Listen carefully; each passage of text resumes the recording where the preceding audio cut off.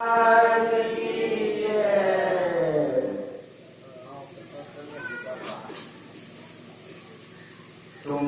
साहब रहमान हो, रहम करो सरकार, भवसागर में हों परो, हे उतारो पार। धन्य धन्य सद्गुरु सुखद, महिमा कही न जाए। जो कुछ कहूँ तुम्हारी कृपा, मोटे कछु न बताओ। परम पूज्य अग्र सिंहासन पर विराजमान सद्गुरु महाराज के चरणों में कोटि कोटि प्रणाम। अपने निवास में अवस्थित परम पूज्य स्वामी आनंद बाबा के भी चरणों में कोटि कोटि प्रणाम। मंचस्थ सदा आनंद में रहने वाले सदानंद बाबा के भी चरणों में कोटि कोटि प्रणाम। मंचस्थ परम पूज्य बाबा गणों के भी चरणों में कोटि नमन। सत्संग में पधारे हुए विजन माता एवं बहनों आप लोगों के भी चरणों में सत सत नमन। आप लोग भगवान से पाठ के रूप में सुने। गुरु महाराज कहा करते थे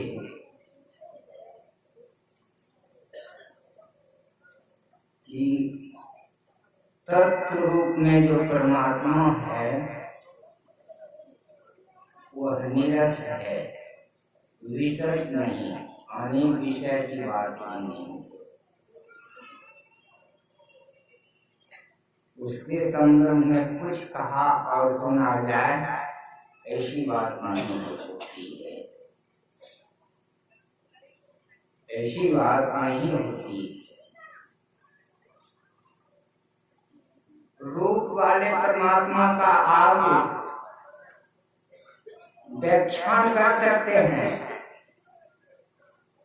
लेकिन जिन्होंने इतनी बड़ी सृष्टि की है वह तत्व रूप में है कैसा, उसका भी व्याख्यान नहीं कर सकते। किसी बच्चे को जो कभी नहीं रसगुल्ले खाए हैं उसके सामने यह रसगुल्ला बहुत मीठा और स्वादिष्ट है, वह बच्चा कहने लगे कि वह मीठा और स्वादिष्ट कैसा है, तो आपका सही है, क्योंकि वह तो जीवा की विषय है, उसको आप कैसे कर सकते हैं। कितना समझाइएगा, अगर बच्चा कह दे कि जब तक आप उसका व्याख्यान नहीं कीजिएगा तो मैं नहीं ग्रहण करूंगा, तो हो सकेगा? जब तक बच्चा उस जीवा को नहीं लेगा तब तक उसका स्वाद का पता नहीं लगेगा। परमात्मा उसी तरह से है, जिस तरह से वेद भगवान ने कहा है कि आप इसी का सहारा लेना होगा। जिन्होंने इतनी बड़ी सृष्टि की है वह तत्व रूप में है कैसा, तो भगवान वेद कह रहे हैं कि आपको इस प्रकार की युक्ति करनी है, इस रास्ते को अपनाना होगा आपको।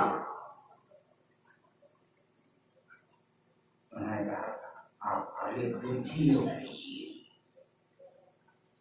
बुद्धि कि विचार में आपको उस सृष्टिकर्ता का बोध हो जाएगा, तो वे भगवान कहते हैं आप मानस योग करिए। क्योंकि हम लोग संसार में फंसे हुए, जहां से हम फंसे हैं वहीं से निकलने का सहारा लेना होगा। नाम रूप में हम लोग फंसे हुए, तो संत महात्मा जो होते हैं नाम रूप का ही सहारा देकर उपराम ले जाते हैं, उर्धगति की तरफ ले जाते हैं। बहुत नाम रूप से संत महात्मा कहते हैं हट जाइए, एक नाम और एक रूप पर आप इतना स्थिर कर लीजिए। मीराबाई ने कहा कि मेरे तो गिरधर गोपाल नागर दूसरों कोई दिखाई नहीं पड़ता, एकमात्र संसार में वही दिखाई पड़ता है।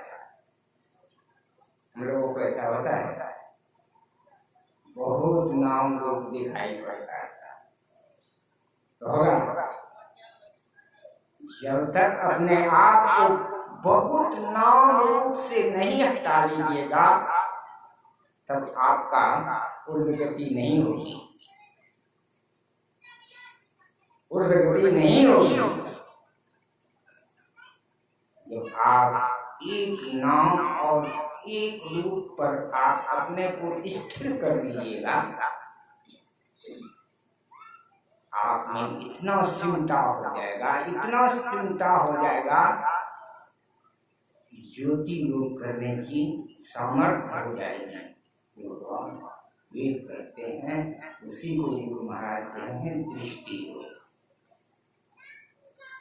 उसी को गुरु महाराज ने कहा है दृष्टि योग, जिनकी दृष्टि एक हीनता पर अपने आप को अवस्थित कर दी। इसके लिए गुरु महाराज ने कहा है मर्द बनना, आओ वीरो मर्द बनो, अब जय तुम्हें करना होगा। अब बड़ा शरीर, तब बड़ा कितना शरीर गुजरा पता नहीं।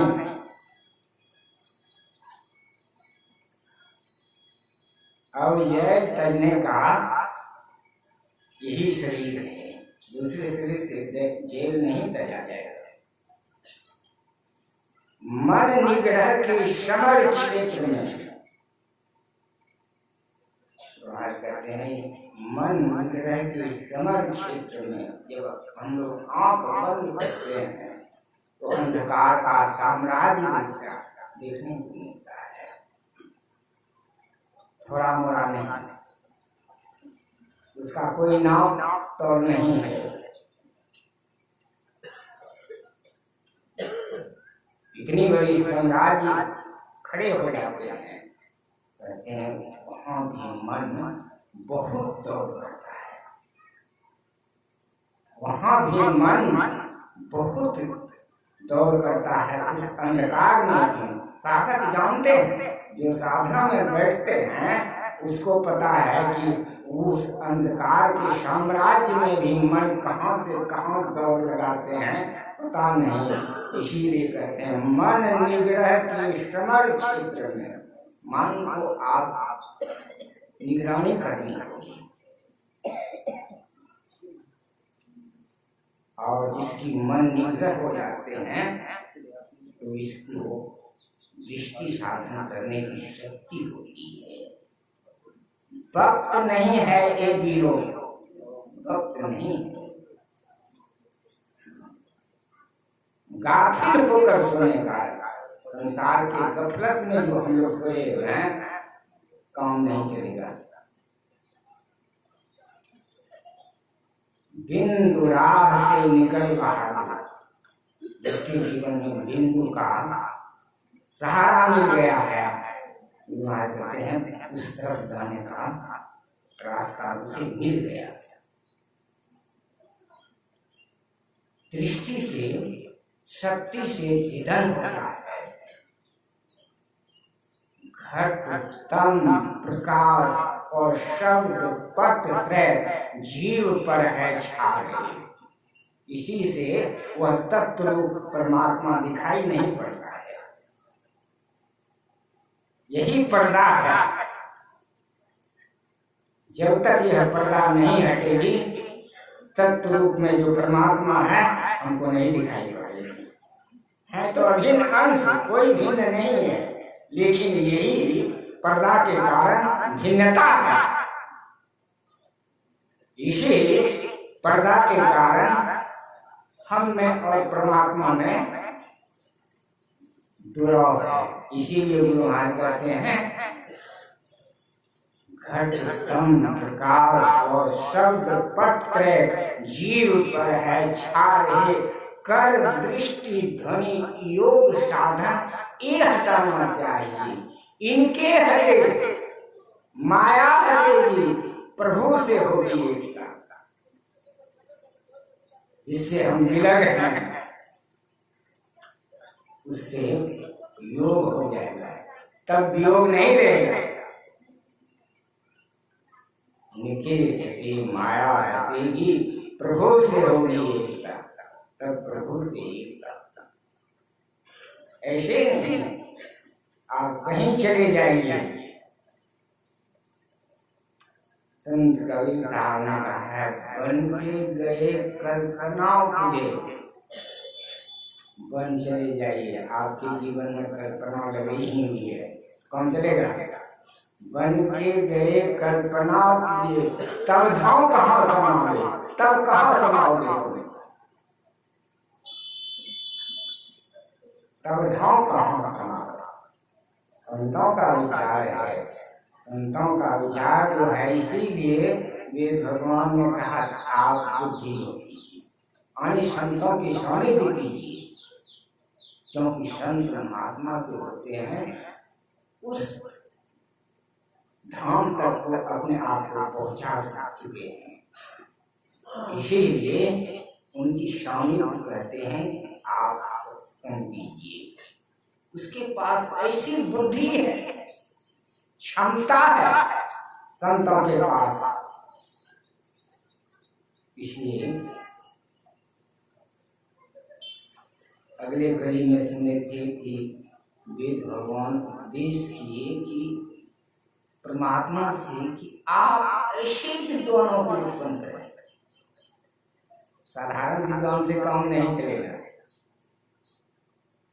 साधारण विद्वान से यह काम होने वाला नहीं है।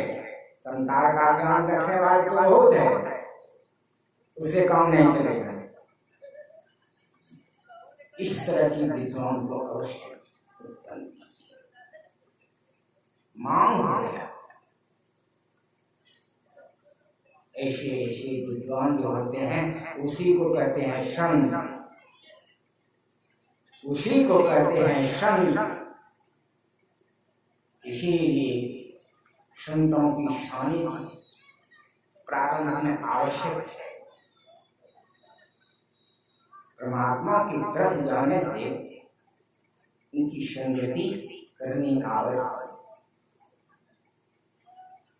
इसीलिए विवेक और ज्ञान के लिए ऐसा हम लोगों को करना पड़ेगा। आज अंतिम दिन है और अंतिम बात पूज्य बाबा से सुनिएगा। वह भी विषय निरस है, विशद नहीं है। जो भगवान राम ऐसे हैं, भगवान शिव ऐसे हैं, भगवान कृष्ण ऐसे हैं, उपमा देने वाले राम के संबंध में नहीं कहा है। जो तत्व रूप में राम है उसका उपमा आप लोग आज पूज्य बाबा से सुनिएगा। इसीलिए यह शरीर मिला है। मैं आप लोगों की सेवा में के श्री सद्गुरु महाराज की जय।